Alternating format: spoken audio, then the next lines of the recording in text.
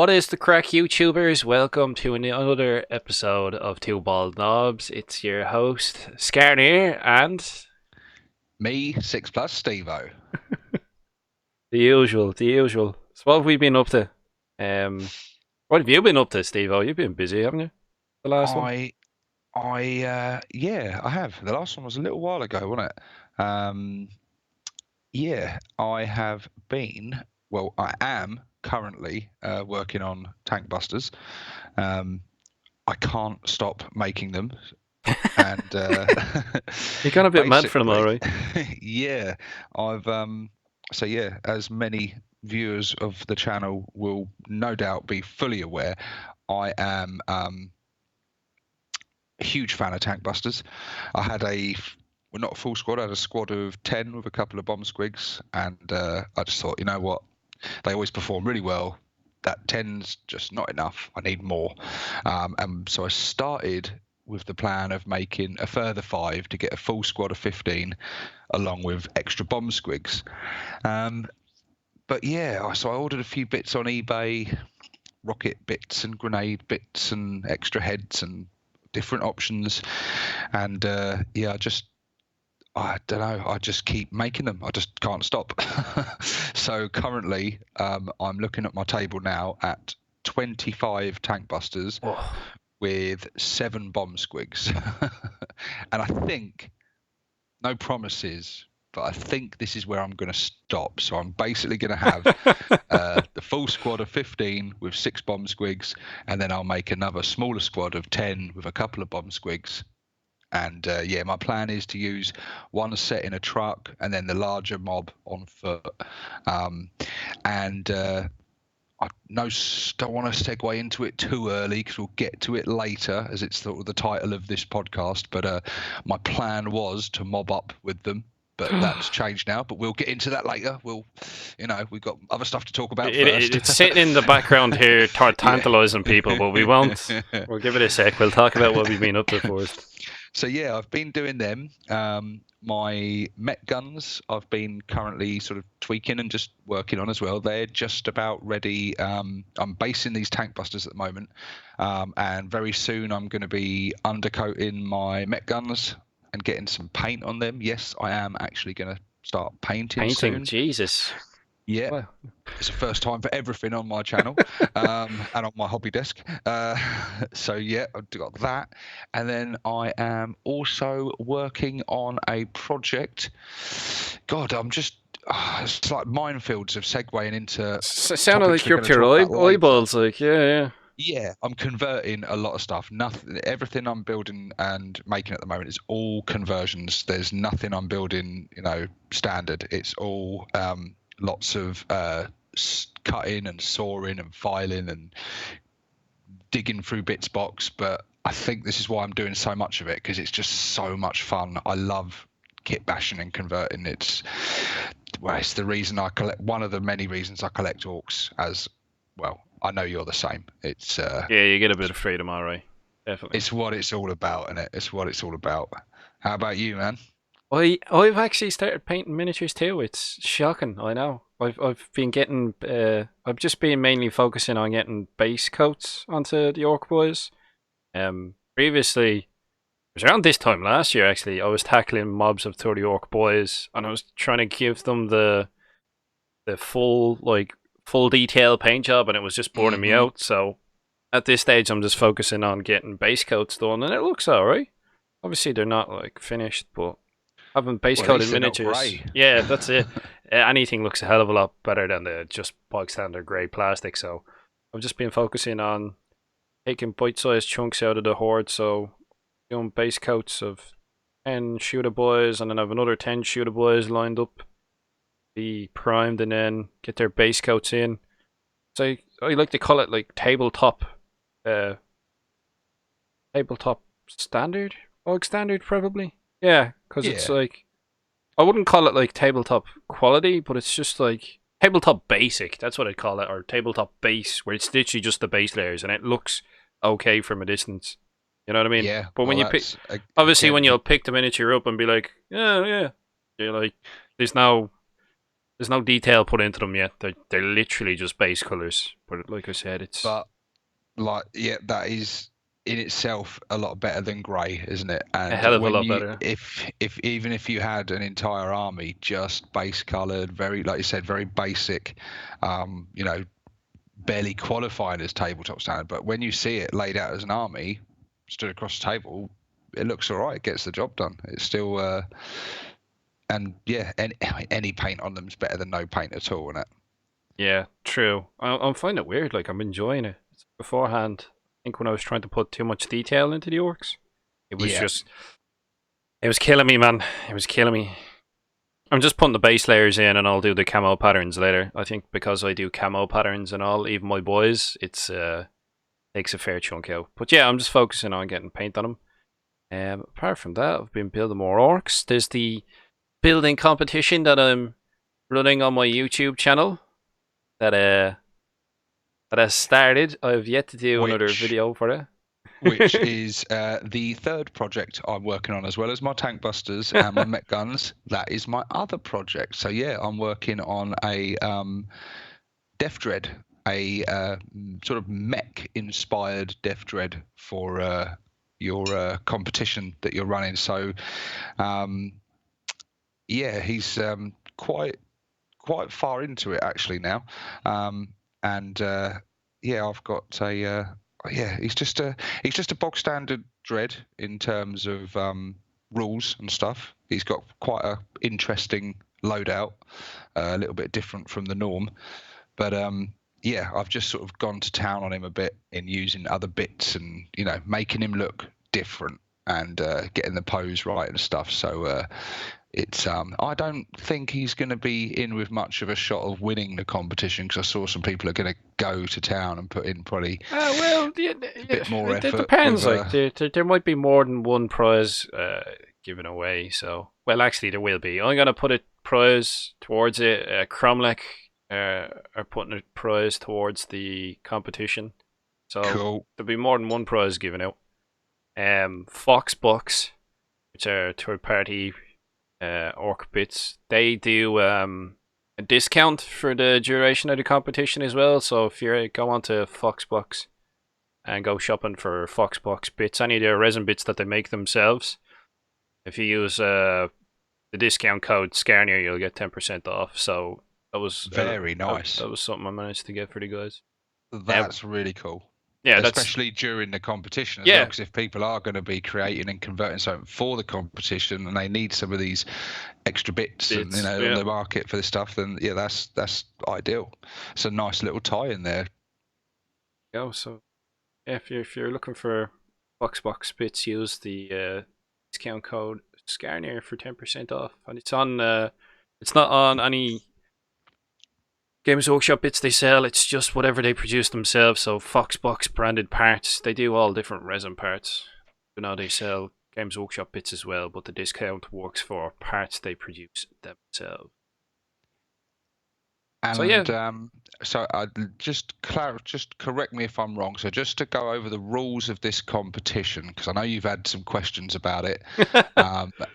there's the video. Look in the background. There's the video. You can go click and watch, and it actually tells you. But yeah, there you go. But people still ask. Check out the video if you want to see the rules, which I guess you'll be putting a link in the description as well. I'll put it. Yeah, put one of the little thingies to pop up in the corner, perhaps. I'll get a little pop up.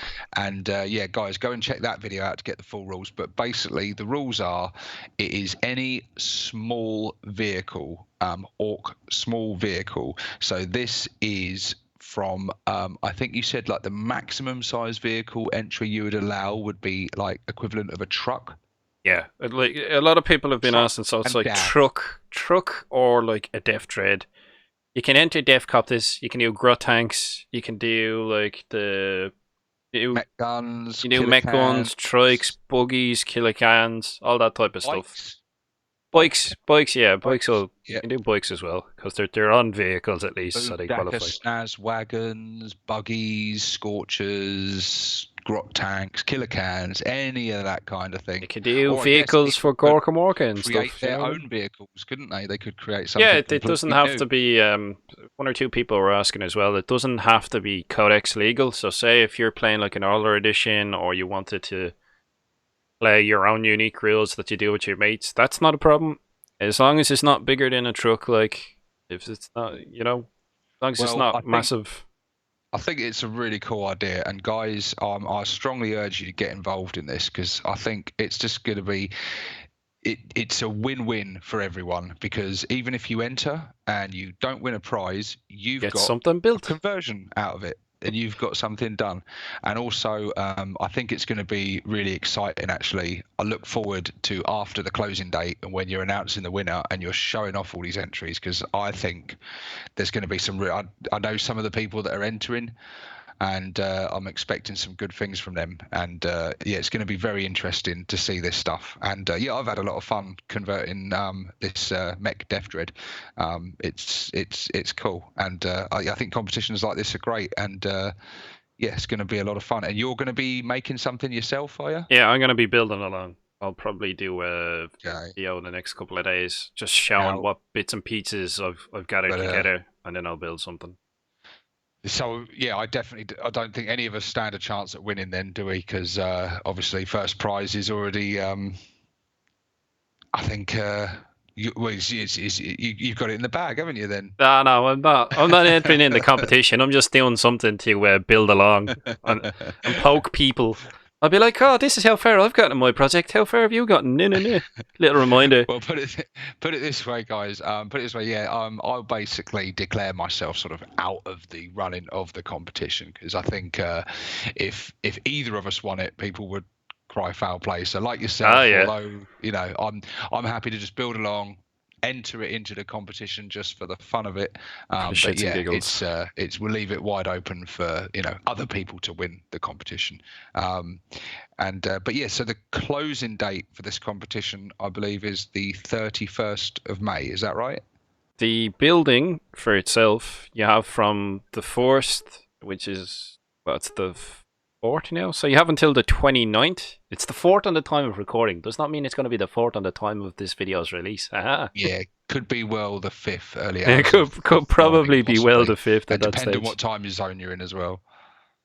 So building should be done up until the 29th. The entries need to be sent in. So if you have images, if you have a video, that will be cool as well. Make YouTube videos of your builds. We want to see more Orc stuff on the internet. So show up videos as you're going along. But I'll put links in the description of this video. There's a Facebook group. There's also a Discord link. I'll show that up as well for people to post images as you're progressing through. And then when it's finished up, so you have until the 29th, send in an image then, or a video, or a link, or some description, and then the winner will be declared on the 31st. And like I said, there's a couple of prizes, so it's the Cromlech voucher, and then I've got something myself that I want to give away, and yeah, it should be good and laugh. Just wanted to get people building, and it seems to have started to work already, which is good. Excellent. And they can you'll post a link to your Facebook group and obviously our Facebook group. Yeah, showed up there. Share pictures of your work in progress on there. That's great, to show your progress as you're going along. You can share that on the Bald Knobs Facebook group, a link in the description, or you can share it on the Procrastination Station. Yeah. Did I get that right? Yeah. Share it on them. Share the video out with the competition with your friends, anyone that you think might be interested in entering, anyone that's got the skills or, the likes kit fashion and stuff. Yeah, get involved, guys. Get involved and get your friends involved because it's be a lot of fun and we'll get to see some really cool Orky creations. And I'm excited to see as many of you as possible enter this and create some cool looking stuff out of all your gubbins and bits. Definitely, there's going to be some kick-ass conversions. I like what you've started with your Death Trade anyway, but I just wanted to stimulate some manic building in the community. So I was like, do you know what? I'll do a building competition, and I'll do more in the future. So there's a lot of people who are asking me as well. they want to put in bigger vehicles, but it's just I wanted to start off something smaller, especially for newer people. I figured maybe doing a buggy might be helpful, and especially not to discourage people. I didn't want someone building like a massive custom battle fortress, and then maybe there's a new guy coming along and he's going, oh, you know, this guy's building this massive vehicle. I don't have a chance of winning. It's not about the vehicle. It's just get building, have fun with it. That's the purpose of the competition. Just have a laugh. It doesn't have to be painted. Just get building. Get chopping them bits. Get that plastic glue out. Don't be cutting any limbs off in the process, as me and Steve-O can warn you in advance about that. I will never live that one down. The old war wounds. So yeah, that's the building competition. I'll put a link in this video, what you need for it, and feel free to post any more questions you need. I think we covered the basics on that one though, in regards to what you can or can't build. It's that, you know, something small. What else did we want to talk about today? Well, I think.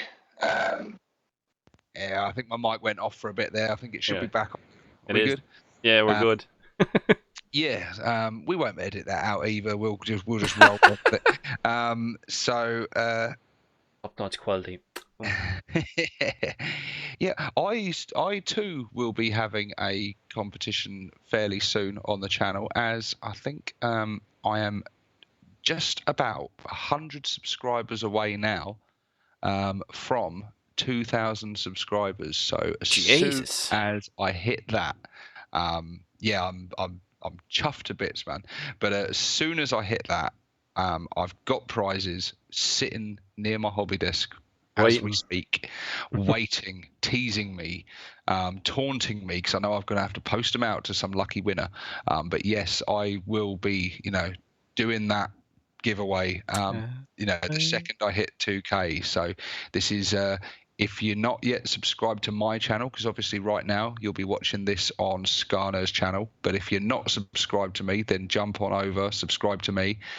You'll want to subscribe to both of us if you want to hear these podcasts and never miss an episode, because we alternate the episodes. But yeah, if you want to share the channel out and you know, get some subscribers, get me up to that 2K. This is a shameless plug, by the way, mate. I'm not even going to lie. I think we're all well used to it at this stage. So yeah, basically, yeah, 2K giveaway will be coming up sometime soon. Hopefully, I mean, it might be years away. Might suddenly have a drought in subscribers, but yeah, I doubt that. That will be happening on the channel very shortly, and I have some prizes from some cool companies. I don't want to give anything away yet, but they're cool prizes. Let's just say that they're prizes that you're gonna want. And yeah, but yeah, we've probably plugged channels and competitions and channels enough now, haven't we? I would say for one podcast. I am for now making some quite good progress here as well. While we've been chatting away, I have based 3 tank busters and 1 bomb squig. So yeah, just 20. Well, no, 30 odd to go, including the bomb squigs.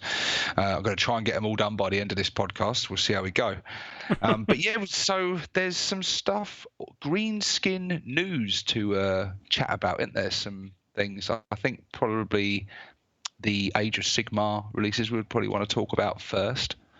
The Loon stuff. I think you know more about that than me. My eyes sort of glaze over and sort of get distracted when Age of Sigmar appears. It's like, oh yeah. Yes, so, well, obviously we're both 40k. That's our thing. Neither of us play Age of Sigmar. I've got some Age of Sigmar sets because the cool thing about being into Orks is, yeah, for now. But the cool thing about being into Orks is that we get double bubble, really, because with Age of Sigmar, a lot of that stuff is prime for converting and counts as and all sorts of ways. There's a lot of crossover with the kits. So there's, you know, if you are 40k Orks, don't ignore Age of Sigmar, because there's a lot of interesting stuff happening. No. He keeps an eye, a lookout, like, you know what I mean? I'm like, maybe I could loot that. There's a lot of snakebite stuff though. Snake bites would be loving it. you want to make some snakebite feral orcs and stuff, then yeah, Age of Sigmar has got you covered big time. Because on my channel you'll know that very recently I covered a short news video just covering the announcement of Looncurse on the day that it was announced. Previous to that, I did an unboxing of these squigs, the squig herd, which I am currently converting into bomb squigs. But there's GW really seem to give the orcs and the greenskins in general of Age of Sigmar a lot more love than they do with the 40k orcs. They've had some over the last few years, ever since Age of Sigmar's come out. Really, orcs have done very well, and goblins obviously as well. But they've had a lot of new releases and kits and stuff, a lot more than our 40k orcs, that's for sure. But so they've released or are about to release Looncurse, which is a new boxed version of Age of Sigmar, and it comes with 2 armies, one of which is the Sylvaneth, the Wood Elf, Pansies. Pansies. Yeah. So we're not bothered about them. If you're into them sort of thing, the miniatures do nothing for me. They're just not my type. But on the other side, you've got the Gloomspite Git, which is the sort of the Bad Moon faction of goblins, and they just heavily revolve around squigs. So it comes complete. The army is a squig herd, squig hoppers, and a exclusive miniature of the Loon Boss, I think he's called, the Loon Boss on Giant Cave Squig, which looks like a really, really impressive model. I don't know if Skarner can bring up any images of this at the moment while we're talking. I was about to say, if you want to bear with me, hold on. Yeah, so this may be of interest to you guys if you are wanting to get into Age of Sigmar. This is a great entryway into the game if you can split it with a friend. But on the there you go. Yeah, they're pimping the shit out of this. That's the so there's the Sylvaneth stuff you can see flicking about on the screen there. But I think Gloomspite Git. Oh, you're right into the full range there, I think. But this is not a lot of this stuff comes in the set, but this is all stuff. There you go. This is the squigs, wasn't it? You bought the. Yeah, there's your squig herd, which I've got. That comes in the set. And you've also got the squig hoppers, which are probably the slightly more interesting unit in the box. But yeah, these are fantastic miniatures. They've got so much character to them. I've always liked goblins. I did have a goblin army once upon a time in Warhammer Fantasy back in the day. And if I was, there you go, there's the set. If I was to get into Age of Sigmar, then this would be your weakness. Yeah, this probably would be my faction. You've got these guys. You've also got the Spider Riders, which are a great faction themselves, and you've got the Savage Orks and the other type of Orks. But this, as you can see, these miniatures look great. But it's the one we really want to see is the boss. Get the boss on screen if you can, because that's the boss. That's I believe it is. Yeah, that's the fella. Yeah. So this is the Loon Boss on Giant Cave Squig, and well, straight away, this is currently exclusive to this set. This set is going to be £95, but I've seen it already on on discount retailers going for £72, which isn't bad, especially if you're splitting the contents with a friend and going 50-50. This guy, I mean, this is a pretty big miniature. That's an impressive size squig. And if you've got a converted war boss, I know a lot of people go really big on their war bosses, and you want an attack squig that's going to scale, do it justice. Yeah, this is your fella. And I think just removing that goblin from the top and a little bit of green stuff work, or covering over some of them gaps, maybe with some cybernetics or armor or something. I'm liking the look of this. And he's only going to be exclusive to this set for a limited time. Eventually, further down the line, they've already announced that the 2 exclusive miniatures, this guy and the Sylvaneth Lord, are going to be available separately. So something to look forward to, possibly, because yeah, that's a damn cool looking squig. So yeah, that's Looncurse. It comes with a campaign book and all the tokens and all the usual gubbins. But yeah, pretty cool looking stuff. I don't think I'm not going to pick it up myself because I've already got squigs, and there's only so many bomb squigs I can make unless I carry on making tank busters till forever. But yeah, this is pretty cool looking set, I have to say. It does look sweet. I get the feeling that there's going to be a lot of people buying this set for the goblins, trying to get rid of the elf half. So I see a lot of opportunity for people to maybe get the elf half of whatever they call them now. Get that relatively cheaper or something. I think that's the faction that would have been called Wood Elves previously. They are now Sylvaneth, and they're they just don't interest me at all. You know, they're just elves have never been, unless you're talking dark elves, they've never really interested me. That's your if you cup of like tea. them, there you go. But if you do have a friend who's into elves and you're looking to get started into Age of Sigmar, then this is probably going to be one of your best ways to get into it. But they're loving these starter sets, aren't they? Ever since release of Sigmar and 8th edition, I've never known a time where GW we used to get one starter set. You'd get your starter set with your Marines versus your Dark Elder, or your Orcs versus your High Elves, and that would be it for the entire run of that edition. But now, like, I think almost every faction in the game at one point or another has been in a starter set, which is great because you quite often get exclusive miniatures. You always saving money on what you would pay if you were to buy them all separately, and it gives you a great way to split the contents with a friend. But I quite like that direction GW are going in, actually, and constantly releasing different sets and different starter sets, and it's good. Perhaps one day we will get a 40k starter set with orcs included.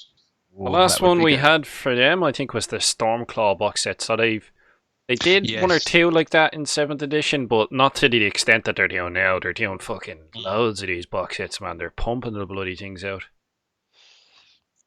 Yeah, orcs in another box set would be nice. Yes, that would be very cool. Very cool. I think I would like them to do for 40k. Probably just, orcs versus orcs. That would be the ideal thing for us, wouldn't it? Just keep the whole box to yourself, then, yeah. Or maybe like a Blood Axe versus Bad Moon set. There you go. That could work. We would definitely promote that, GW, if you released that. But or I think the set would be great, especially during an anniversary. Would be Orcs versus Crimson Fists to commemorate some Rin's World shenanigans. That would be battle at the farm. Cool, that'd be cool. Yeah, that would be very cool. But yeah, there you go. So that's Looncurse anyway. For those that are interested, but that's not probably why people have seen the title of this and the thumbnail. And that's probably not why they've clicked on to watch this. They're like, this is just clickbait. I'm here for the FAQ. This is filler. We'll get this stuff out of the way first. This is just clickbait. They're like, clickbait video. Thumbs down. Flag for spam. So yeah, this update, and it's interesting to see some of the stuff that people come up with. Like some of these questions, it's like, really, people are trying to take the piss with like wobbly model syndrome. It's like, were people literally trying to take the piss with this? Like, people try anything, don't they? I know that now. It's like people are trying to take the piss with everything.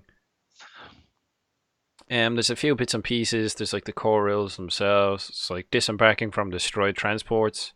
I've never had this problem myself, but apparently it was a tactic people were using to charge with the vehicle, get that destroyed by Overwatch, and then charge with the unit as it gets out. So they changed that.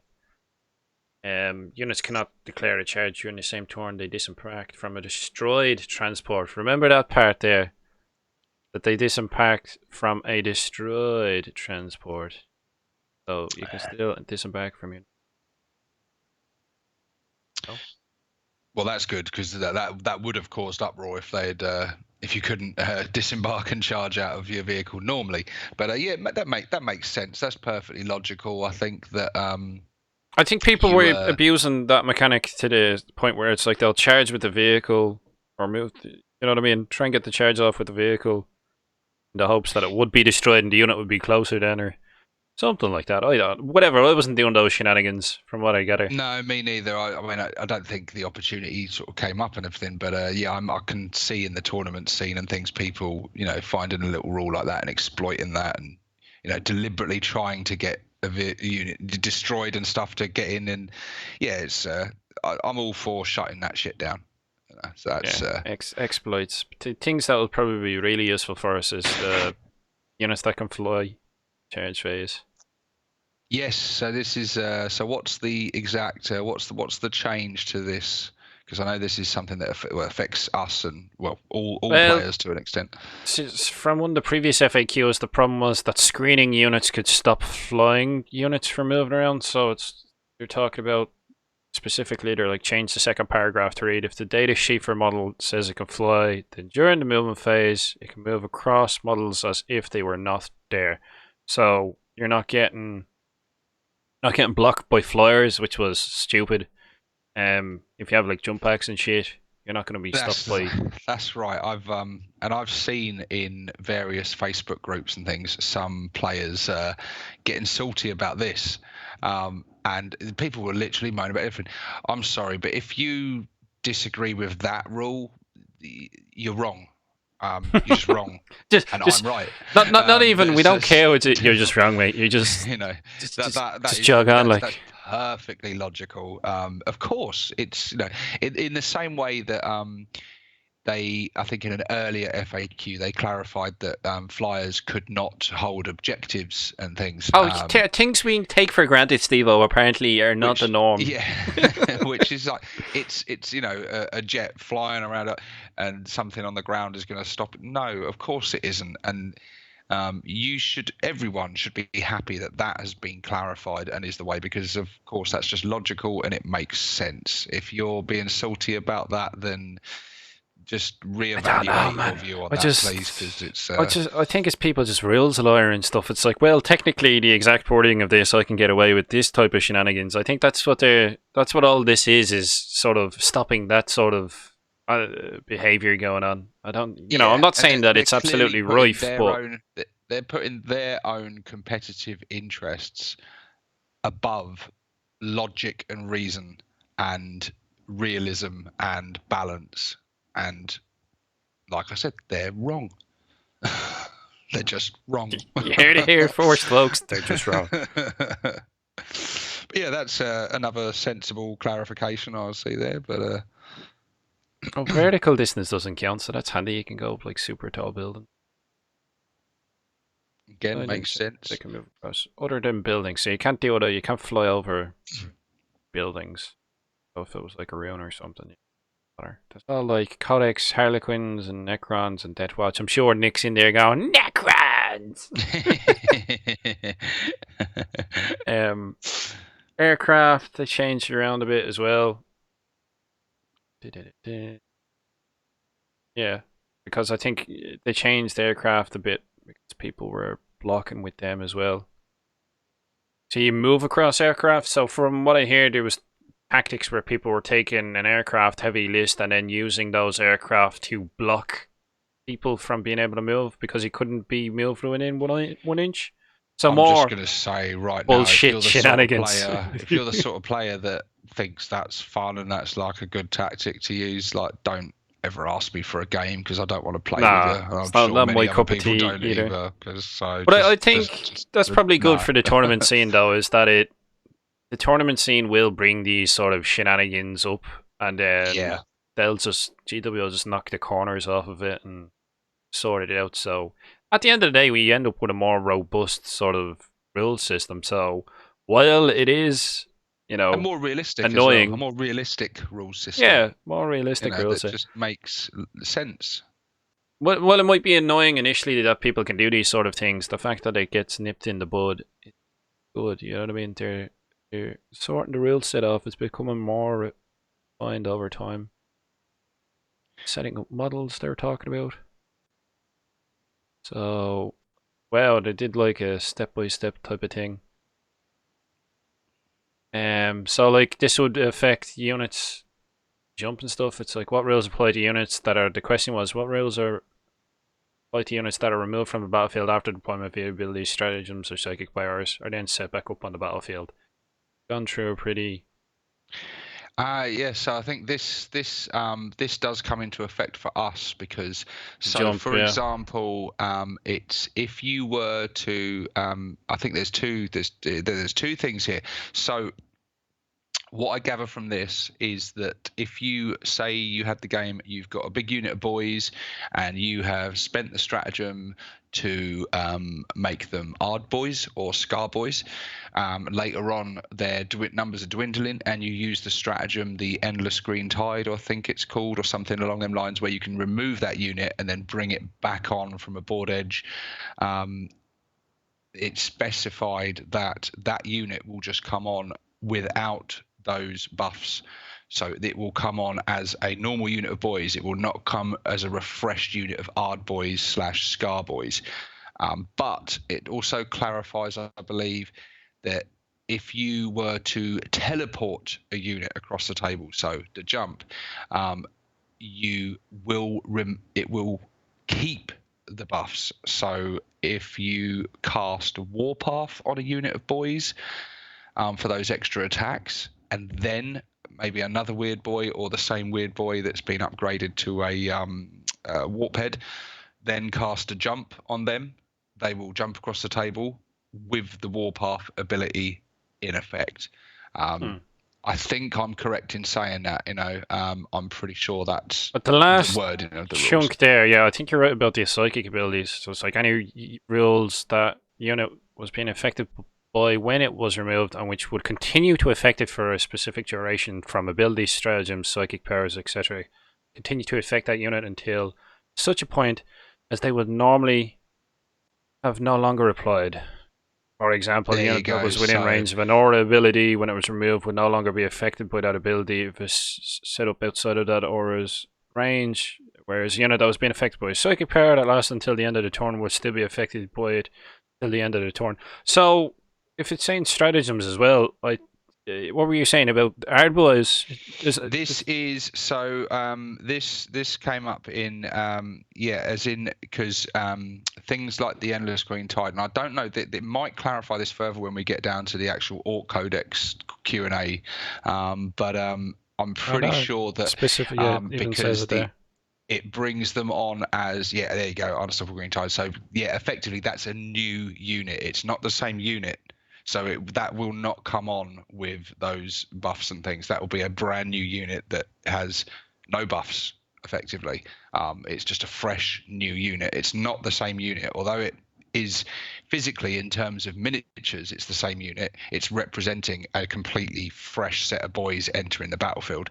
And so, they won't have those same buffs. So that will probably affect some people, because I imagine some people obviously would have a unit of Scar boys, use that stratagem on them, bring on a fresh unit of Scar boys. These stratagems represent units rather than existing units being repositioned.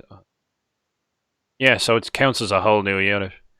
So again, I'm sure makes some sense, people are going to be sort of. There will be some people that will be salty about that, because that's, that's something that you would. I don't know. That's I can kind of understand why some people would be a bit salty about that, but again, I see the logic and the reason in that, I mean, it would possibly make that Unstoppable Green Tide stratagem, when combined with, say, be stacking stratagem. It would be stacking abilities for a unit. Yeah, I mean, you wouldn't want to have, just about killed a unit of 30 Scar boys and then see that unit of 30 Scar boys come back on the table. That would be pretty terrifying. So yeah, I can see why they've done that. It's a slight nerf to certainly Goth armies, but it's for Ard boys as well. It's and I guess if you've used the loot it stratagem on those boys and they've buffed their armor save from a destroyed vehicle, and then they come on later again, it affects that. So a few bits. Yeah, it's It's a bit of a nerf, but it's. I don't know. It just sounds like they're preventing people from gaming the system. Do you know what I mean? Where you're sort of like, well, bending. You know, I don't mind as long as it's the same across the board. On about bolter discipline and stuff like that, and prepared positions, tactical restraint, and blah blah blah. Yeah, I've not read a lot. I've not really looked in that much in depth in the other factions. I know that the big story of the time when this FAQ first came out, this update first came out, the big thing that a lot of people were talking about, and I think that the majority of players were happy about it, is the nerf to knights. Their shields are capped at I believe it's a 4+ invuln save now.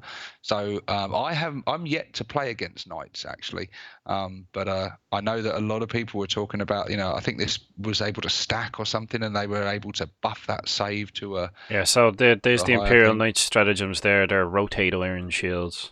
That's it. Save is improved by 1 to a maximum of 4+. Changed. I think there was points changes as well to some of the knights.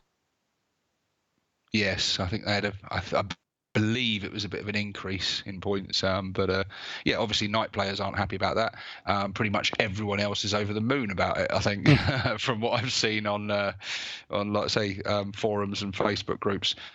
But the big one for us is Bubble. Boom. There you go. Here we go. Now, so I've let's have a read. Let's have a read on it this. from here. It's like, so all right. So let's see what their piece on the Orc stratagem is. The mob up stratagem was first introduced in the 2017 edition of Chapter Approved.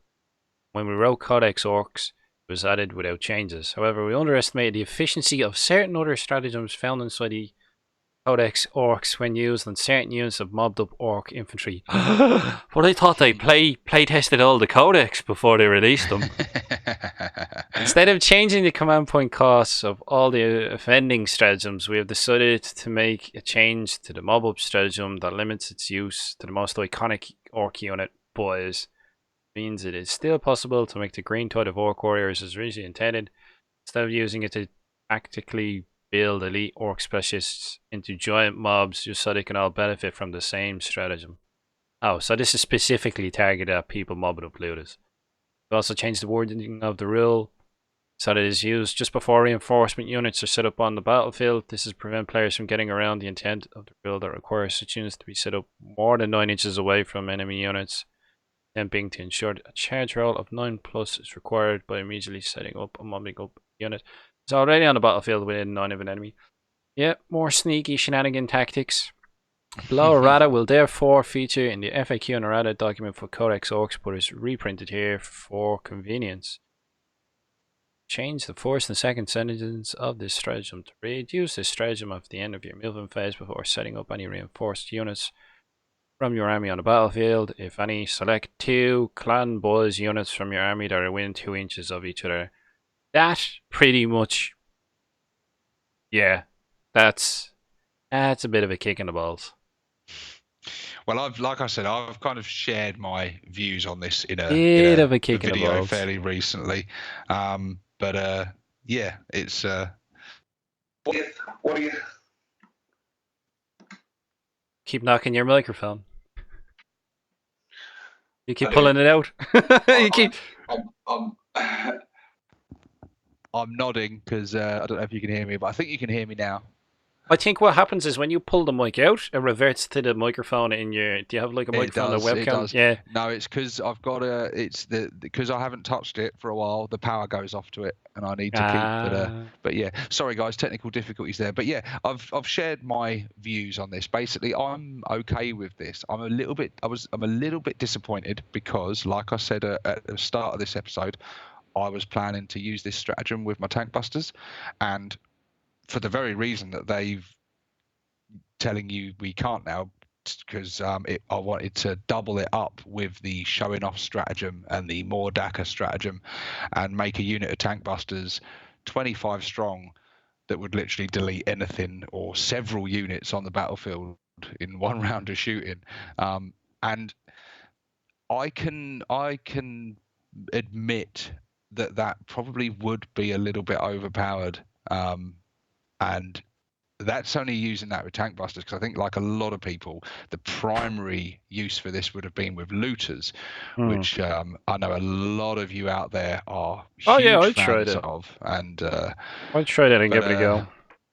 But do you know what? I'm not that fussed on it. I don't use the mob up stratagem very often in my games. I had plans to try out various units of it. I liked the idea in the future, once I had enough, of mobbing up 2 units of mega knobs just to create a fucking Death Star fucking mega knob unit that would be hard as balls to shift.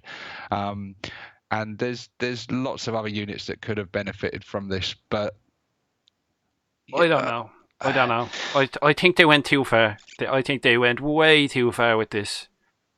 I really don't. I think they went way too far. And now that they've changed it to just being boys, they should have changed it to what it is now. Stratagem. Phase before center portions. Select 2 clan user.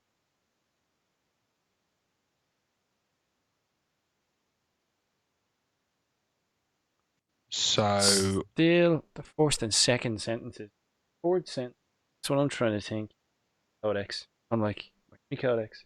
Well, what's annoying me is like, well, if you're gonna nerf it so that it's only boys, then get rid of the restriction where it's only a unit of 10 and a unit of greater than 10. If you're only gonna let us mob up units of boys, we should be able to mob up any 2 units of boys, no matter what their size. Blimey! So to make a unit 60 of 60 boys. Yep, fuck it. It's doable. There have been formations in 7th edition where we had 100 boys and a war boss and a puck, so there are massive size units. And if somebody can't shoot 60 orc boys off the table, like, what's wrong with you? There's like Lamanrus Punishers out there shooting out 49 odd shots, maybe even more. 3 heavy bolters, the Punisher cannon firing twice, that's like 49. I mean, I guess one reason why you wouldn't do that is because in combat, I don't think there's a man alive with hands big enough to hold that many dice. I don't know, man. These hands can hold 100 dice a piece. I've done this. Yeah. Combined, it's somewhere in the 250 mark. Hands like shovels. I mean, what would you, if you maxed out everything there, potentially, what, 6 times 60? A lot. Yeah, a lot is the accurate. A lot of dice there. But yeah, I mean, that's what I think they should have done. I'm like, if you're gonna nerf it so that it's only orc boys, then let orc boys go the whole fucking hog. You know what I mean? Just I guess that would be taken away from the initial purpose of this stratagem, because this stratagem, I think, is kind of designed, and it's a bit of a throwback, isn't it, to the old sort of when we used to have the old morale phase and orcs would be falling back and then mobbing they up. Would mob yeah, up. It was supposed to be like units that the dregs of units get into other units, and they would just join in a bigger squad. So I guess if you were joining 2 full strength units, it's kind of not really representing that properly. But there's no rules mechanics to represent units that are.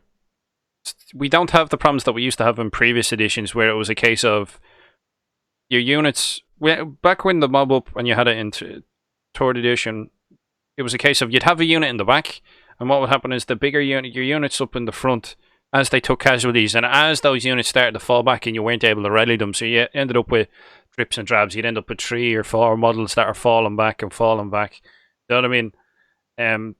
You'd mob them up into the unit that was the other unit that was coming up along the back. It would hoover up all those bits and pieces of boys. Yeah. But there's no purpose for that anymore, because we don't have little dribs and drabs of units falling back anymore. We just literally, our morale phase now is just to remove units off of the table. So I don't think this stratagem can work. Yeah, like you say, we don't have that happening, but I guess it's a slightly different mechanics, but there's still a way to represent that. So you've had a unit that's been hit and dwindled, and their numbers are low, below 10, and so effectively we are still doing that. Although technically in game terms they're not on a fallback, automatically falling back and running backwards across the table. In terms we have more control over it, so we are actually moving them deliberately towards that, but it's still representing that just in a different way. And I still think the stratagem is good. It's still definitely, if you run in an army with a lot of boys, it's still definitely worth using. Oh, it's still good, yeah. And you can still, right at the start of the game, deliberately have a unit of 30 and a unit of 10 together. I've started games like that several times, and mobbed them up so I can have a unit with maybe 4 big shooters in the unit, or 2 boss knobs with 2 power claws in the unit, and they're at leadership 40 effectively. So it's still a strong thing. And also looters that I know a lot of people are saying, "Oh, I've bought all these looters. What am I going to do with them now? This is rubbish. This is crap." Use them. They're still going to be fucking good. 2 units of 15 looters is still going to ruin your opponent's day. They're still going to rain down a hell of a lot of fire. And the command point that you save mobbing them up, you can use 2 separate stratagems. You can use one stratagem on one unit, one stratagem on another, and so that there's still good stuff you can do. And look, it is a nerf. It is a nerf, but I don't think it's as bad as a lot of people are. A lot of people are crying out that this is ruined orcs and ruined. I don't know. I wouldn't say it's ruined orcs, but it has knocked them on the head in the competitive scene. And I think the thing that annoys me is, if you're addressing something like this as being broken, there's a lot more things in the rule set that are a hell of a lot worse that need to be sorted out. So the thing that annoys me is this is not on the. Yeah, it probably needed to be addressed, but it should not have been like top of the priority list. There's still some things they still haven't addressed, such as stratagems being generated by one unit and being spent by another, so like Imperial soup lists. But they won't fix that because that makes them money. Yeah, that's but I mean, I guess so in terms of, I mean, can you like clarify that a bit more, like in terms, so with Imperial soup is the bog standard thing. Would give be me an example. You bring Imperial Guard regiments along. I don't know the specifics of, oh, this unit generates that many strategy points, that unit generates that. But basically it's a case of you'll bring Imperial Guard units along that'll generate lots of points, and then you'll use those points and spend them on your knights. So the restricting factor of only having so many points in a knight list is then unleashed, so you end up with, so like so you'll get a detachment that will get you, I don't know, 3 command points or 5 command points or whatever, or they generate command points over they'll generate command points over the game. So yeah, I've heard this talked about before, but I guess almost be careful what you wish for, because we wouldn't want it to be the case of, so let's say you have a detachment of Evil Sons and you have a detachment of Goths, and then the FAQs come out and it fixes this to address things like Imperial soups, but it goes to the stage where it will say the command points that your Evil Sons have generated cannot be used on your Goths. I wouldn't mind. I wouldn't like that. I wouldn't mind that. If it was the same for everyone across the board, I would not have a problem with that. That doesn't bother me.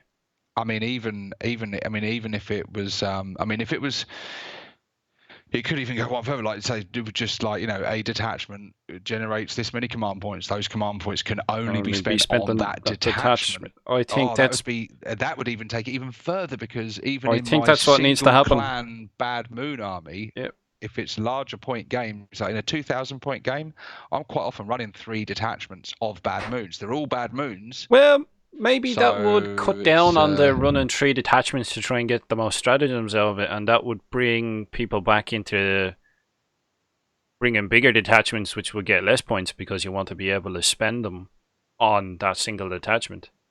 You know what I mean? Yeah, I mean, I hope what you wish for doesn't happen, is what I'm going to say.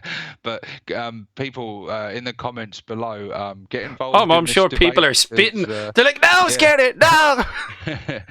they probably don't need much encouragement from me to start typing away and hitting either a thumbs up or a thumbs down. But as you can hear, me and Skana have got sort of different views on this. We do disagree on this one, but try and keep it civil, guys. But yeah, share your comments below on your thoughts on this and the mob up stratagem, and using stratagems with should it be restricted to certain detachments?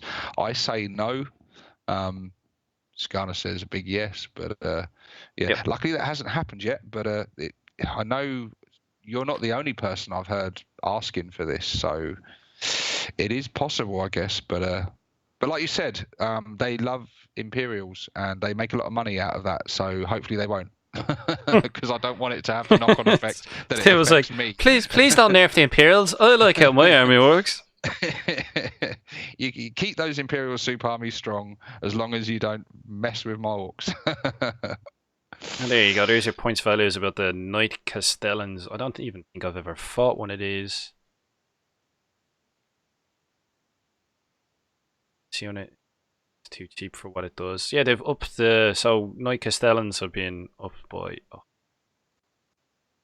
That's it. I think we covered... Well, that's something I mean, from what I hear, these knights have been kicking ass on the running tabletop. Rampant, I think, is the terminology I'd use. Yeah, although I don't think they would do too well up against my 25 tank busters personally, but yeah. I don't know, man. I fought a Knight list and they make a fair old fucking mess of you. Not now they've had their points thrown up and their buffs nerfed.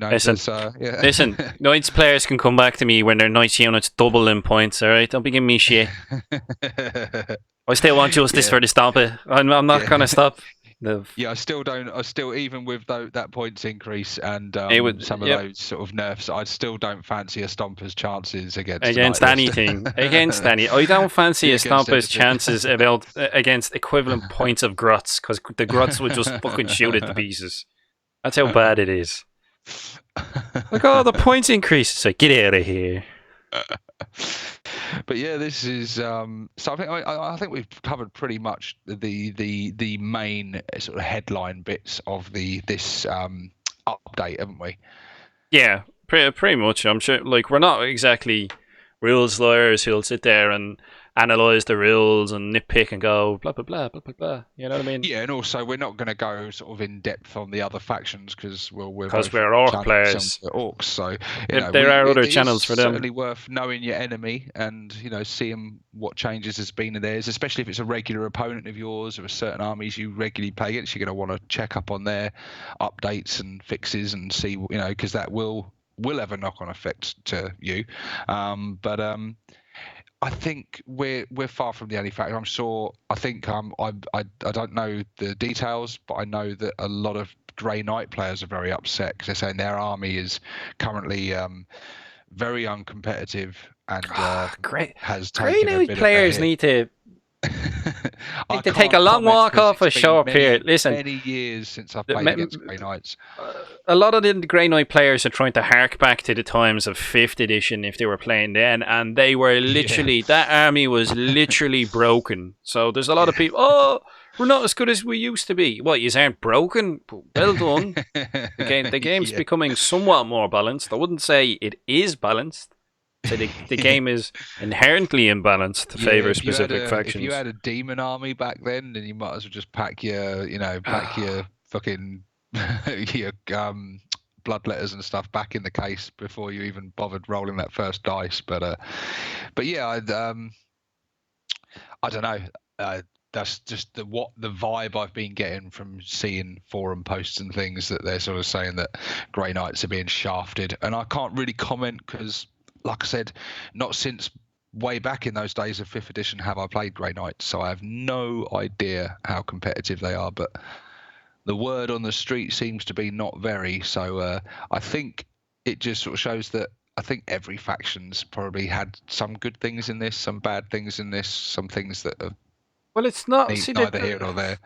The problem is, like, with the likes of Grey Knights and any Imperials, is why would you you don't need to run a pure Grey Knight army.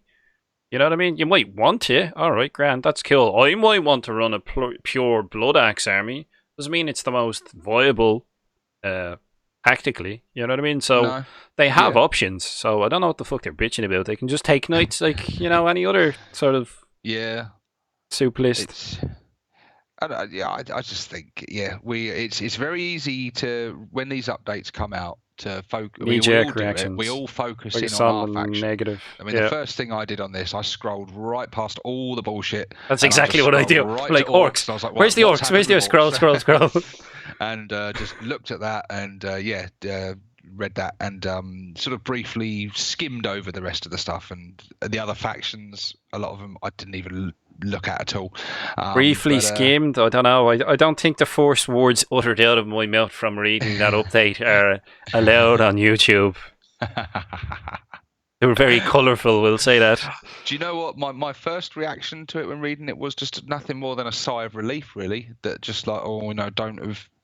Because as well as your own faction, you're looking for your own units. You're thinking, please don't have fucked. I think that affects your mentality. You don't have those big units alluded, so you're like, doesn't affect me. I don't care.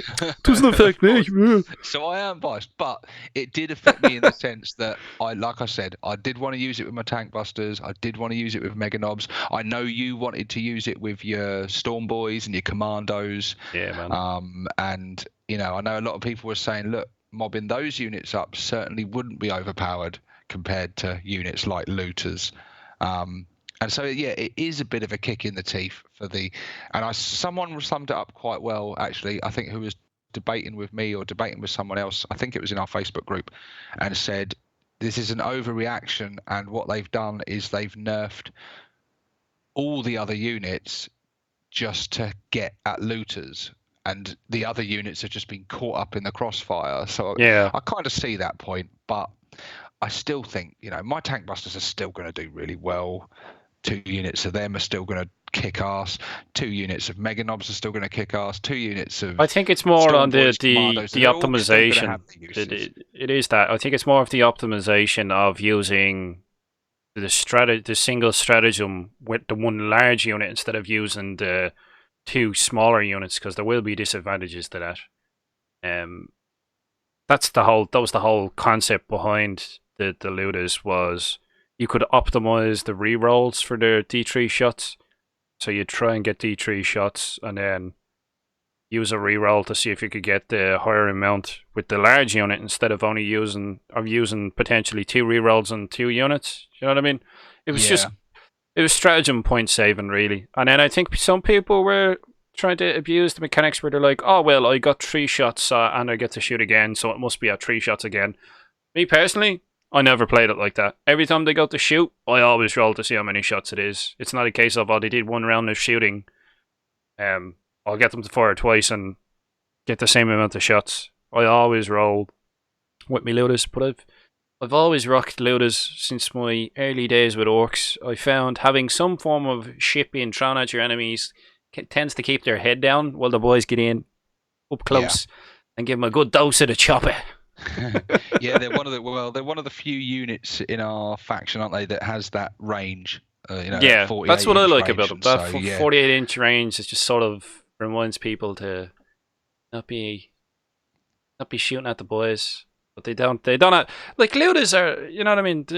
They're all right, but they've no sticking power, man. You shine a bright light at them for too long, and they'll just sort of dissipate. You know what I mean? That's true of anything short of mega knobs, really, isn't it? In the Ork army, we're very much a glass hammer faction, and the same as my tank busters. They get their round of shooting in the limelight, and then they're gone. But whenever he said to me, they're overpowered, I'm like, well, come on. I said, look, when you want them dead, they're dead. They're very easy to kill off if you're focused on killing them. It's not hard to kill Ork units, but it's the damage output they can do. But but I don't know. It's if this is going to get more Ork players changing their tactics up a bit and trying out different units, I think that's a plus as well, because I've got very bored of having people ram down my throat, just buy looters. by looters. Just by This is looters, how yeah. you win a game, and you get these very simplistic Monotone phrases sort people of throw look. out. Yeah, it becomes very. It's just you know, people are talking tactics, and I've seen the comment made several times that tactics, get looters, do this, win the game. I'm like, well, that doesn't sound very interesting to me, for one. And well, no, I don't want to do that. I want to play different units. I want to, you know. So I think if it's going to get people to try out other units, because most of the units in our faction, bar a few, are very good at a specific task, or very good when used properly and correctly and synced in with other stuff. There's a lot of good that can be had out of a lot of other stuff in the Orc army, not just looters. Killer cans probably don't fit that thing though, but they're a bit shit. Mind you, there's the Vigilance FAQ. Do you remember when we initially looked at Vigilance? Oh, They can actually use those dread mob stratagems. That they can use them, because I love how as soon as we were talking about that and we were reading it, me and you were like, well, hold on, they're Gretchen, so they can't use stratagems, but then it's saying that they're part of this, so they can't. Do you know what I mean? There was a bit of like, what the fuck's going on here type of thing. Totally, they couldn't have been less clear on that, because the rules were very specific. Grot units cannot use Orc stratagems, and then within that specialist detachment, they were listed as Orc stratagems. It was very clear, black and white, but it was very confusing because they said killer cans get they're part of this detachment. So I was like, so they're in the detachment, but they can't use them. Like, but yeah, that was the way it came across, as like, because they're in the detachment, and the keyword is part of the detachment, and the stratagems had the keyword in them as well. But because it was the Gretchen keyword on them, it was like, no Orcs stratagems for you. But apparently, yes. But that's really cool. That's very useful. good news. I can't believe we almost forgot to talk about that, because that makes that specialist hold on. detachment. You almost forgot to talk about that, not me. Well, okay, I forgot. But yeah, that makes that specialist attachment that we were both initially, very disappointed with. The whole Vigilance book in general, but that's a topic for another. That's a topic we've already covered well.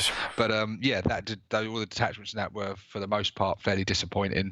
But also, not only to make that detachment better, but it makes killer cans a bit better. Is it going to make them? It gives them a boost. Still, I don't know. I think it'll be worthwhile. useful for anyone who has killer cans and has been wanting to use them in that formation. Like you were talking about doing that formation and stuff.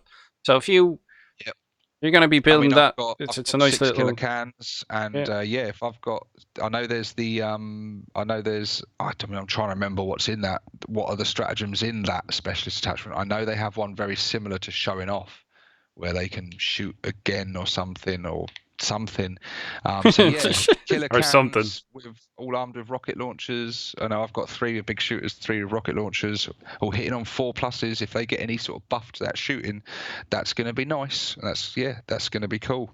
I'm going to have to dig out the Vigilance book again, actually, and have another look at that specialist attachment now, and see if using that can make killer cans a little bit more viable, because I'm still going to use them every now and again, because they're awesome miniatures. For one, I love them. They do look cool, yeah.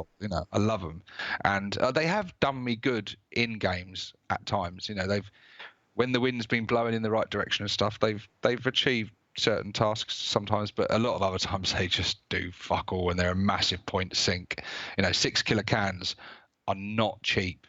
They're really not cheap in terms of points, and I've had them several times achieve dick all and get shot off the table really easily. So I lamented for the 5th edition killer cans back in the day when the dread mob was a force to be reckoned with. Used to do the killer can wall. That was great. Yes, killer can wall, and I long for the times when, if a death dread's near them, they're fearless. I long for those days back again, because those leadership tests with killer cans are fucking scary. Losing a 5 wound model because of a failed leadership test is not something to be laughed at. Yeah, because it's the whole miniature, isn't it? It's not just the wounds. Yeah, it's just whenever I have to do a leadership test on my killer cans, oh my god, I'm scared and getting shocked ready to use and appalled. those command rerolls. or getting ready to use the insane bravery stratagem. One stratagem we can use on our grot units, the insane bravery stratagem, is one that's worthwhile keeping in mind with cans. That's for damn sure. But yeah, I'm gonna have to have another look in that Vigilance book and see if it's see if there's going to be some fun to be had there, because I love my cans and my dreads. Well, it's not like you needed to buy 2 books because there wasn't any orc stuff in the second one. Yeah. No, No. not bitter there or salty at all. You know what I mean? I didn't even buy the second book. Speaking of which, I know we didn't plan to talk about this at all, but speaking of which, there is rumours. Yeah, rumours about people. Yeah. future campaigns focusing on other factions and stuff. And I know, I watched it on Chapter Master Valric, who is quite often he likes to talk about rumours and stuff to get your salt shakers ready, but he's been right quite a few times in the past, and he was talking about a possible future campaign on Armageddon again, which brings with it all kinds of possibilities of World Eaters, Angron, but more importantly for us, Ghazghkull, and potential new Orc releases to coincide with the campaign. And like I say, it's all just rumours, but GW they've had writings in the books, haven't they? I don't. Hinting. Don't know. There was a hint, I believe, in. I don't know if it's in the Codex. I don't know if it's in the White Dwarf. I don't know where. But it's GW, and it's written from the perspective of Ghazghkull himself, talking about Armageddon, saying, "I might go back there like next year or something." And it's very little nuggets and hints of like he's coming back to reclaim Ulanor, and let's. I mean, it's a rumor. It could all turn out to be bullshit and pie in the sky, and nothing happens, and we go several more years without a new Ghazghkull sculpt. But I remain hopeful. Cautiously optimistic, I think, is the term you're looking for there. Yeah. Yeah, no, it'd be cool if we managed to I'd take any fucking campaign for the Orcs at this stage. Really would. Going back to Armageddon would be good crack. That's not true. That's good not crack. True. You wouldn't take any campaign. You wouldn't take a rerun of the Vigilance campaign. Oh yeah. We were in that. Yeah. Anything better than we've gotten so far. Better than that. Come on, man. We knew. We both knew. We were like, the Orcs are just a token force in this campaign. We knew it. Like straight away. They were. Straight away, we were like, psh, these guys are token. But think of all the Speed Freak boxes they sold. But I think you said cautiously optimistic. I could probably say naively optimistic, but I don't know. I think there could be some truth in this. They've not only because it would tie in with World Eater stuff as well. Which is, there's been rumoured return of Angron and stuff for a long time in terms of a miniature to represent him, and potential, new stuff for the Khorne Berserkers and things. Because those sculpts are, desperately in need of an update as well. So yeah, and we may see some of this Orc stuff that we wanted in October. Well, this is it. Like with the boys being put on the 32mm basis, I honestly think that they're gonna upsize Orc boys, because they did exactly the same thing with Space Marines. They upped the base size of Space Marines, and then lo and behold, Primaris, Primarchs and Primaris started to appear. So I don't know. Is this Don't change my boys' kit. Please don't change my boys' kit. I love that kit. Do you know what? I like the kit. I like it. And it's ancient, and people say it's outdated, and the sculpts have come on a long way since then. But the kit is just. I'm sitting here now looking at a load of tank busters that primarily the most parts I've used for these is out of the boys' kit, and it's just a kit that just keeps on. Super modular. Yeah. And it's amazing. And the fact that things like looters, burners, and all the other kits besides are so interchangeable, and you can easily swap heads and arms and legs and bodies and torsos, and I know that the way a lot of these modern kits are, they're a bit less posable, a little bit more mono pose. I'm not talking mono build like we've had. I'm talking like mono pose where they're a bit more restricted. I've even seen it mentioned with the new Chaos Space Marines and things. People saying that they're a little bit more restrictive in their posability and stuff compared to the older kits, although they're nicer sculpts. I don't know. Some Prime Orcs wouldn't go amiss as a new unit. Scarboys. Scarboys. Yeah, to have a kit to represent them would be very cool. But yeah, I don't know. I mean, new Gazgol though. I don't think there's anyone. Yeah, I don't think there's anyone who would be like, "Oh no, we don't need a new Gazgol." I think most Orc players would be like, "Yeah, new Gazgol." Yeah. And even if you didn't want a Gazgol, because I would probably end up using that kit to convert into some a kind war of boss. Bad moon war boss, as people do with the current Gazgol a lot anyway. But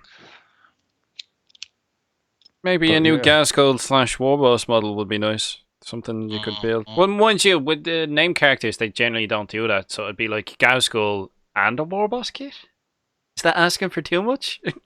No, it's not asking for too much. GW, we're not asking for too much. We're not asking for a lot at all there. We're really not. Just give us a nice modular kit with lots of options in it. That's all we want. Just give us what we bloody want. Yeah. Probably the worst thing GW could do is bring out a next phase of Orc releases and just have more mono build crap that is really hard to do anything else with, and restrictive options, and just suck out all the creativity and fun. But I'm going to stop because I'm heading that way again, and these podcasts are going to become really boring of hearing me bang on about the same thing. So turn into Steve-O's therapy sessions. It's just let the hatred flow, my friend. Let it flow through you. Focus back on basing these tank busters and stop on my rant. But yeah, I think a campaign again in Armageddon would be very, very welcome, even if it meant they did the same thing as they did in Vigilance, and the Orcs were probably started off with the Orcs, and then we get swept aside when Angron turns up. But that's exactly what would happen. Although it ties into what we were saying earlier with these starter sets. I mean, how good would a starter set of Orcs versus Khorne Berserkers be? Something like that would be very cool. Or it even brings about scope for things like creating a miniature for Tusker Demon Killer, which I think I'm clutching at straws there. But you can never tell with Games Workshop. They might take the most outlandish thing out there and build something for it. Like they did a Noise Marine again. I would have never have thought they'd update the Noise Marine miniatures. Yeah. And they did a Noise Marine, so you never know with them. Like they might just grab something way out there. It's like, what the all right, yeah, that's cool. Wasn't expecting that. You know what I mean? So things like that can happen. It's just I don't know, man. I feel Orcs just haven't been given the respect they deserve. You know what I mean? When you hark back and you look at the long history of the game and what factions have been there, Orcs have been there since the very start. Very first battle in Rogue Trader was Orcs. Space Orcs. We've been there since the start. And then I'm looking at these upstart pansies and these filthy tail players comments like, Orcs don't belong in the 41st millennium. Zug off, you gits. We've been here before a lot of yous were even thought about. Fucking tail. Filthy tail players. Right. Hell yeah. Bloody right. Orcs don't belong in the 41st millennium. Zug off.